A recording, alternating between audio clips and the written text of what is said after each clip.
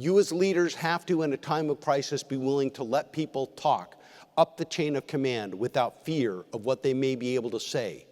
Learning to take that risk, that they can feel that they can communicate you and do it well.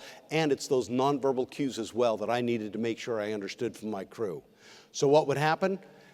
9 days after the blast, Admiral Moore, 3-star admiral in charge of 5th Fleet, comes aboard, says, Kirk, after he finished talking to the crew, wanted to talk to me, sat me down. We'd sit down just on the boats on the starboard side, and he said, your crew's having a tough time, but there's a lot of pressure building in Washington at the Pentagon, on Capitol Hill, with all the politicians and with the families, to get the crew home as soon as possible.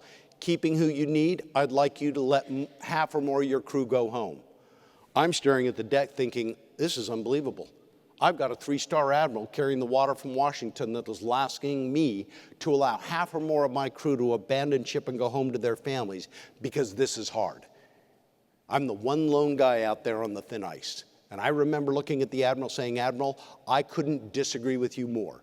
This crew saved their ship, this crew saved their shipmate, and this crew as a crew will get USS Cole out of port onto the heavy lift ship Blue Marlin to go back stateside to be repaired, and then we will go home together. Then we traded places. And to the Admiral's credit, he looked at me and said, you got it.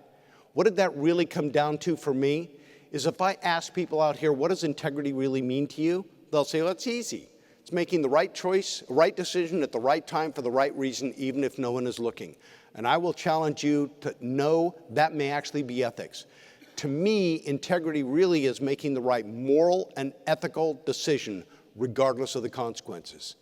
So when you as leaders come up on a decision point and it's seemingly hard and you're already thinking about the consequences, don't take one, but take 2 steps back and ask yourself, have we accidentally already crossed the line when it comes to integrity before we start thinking about those consequences at all?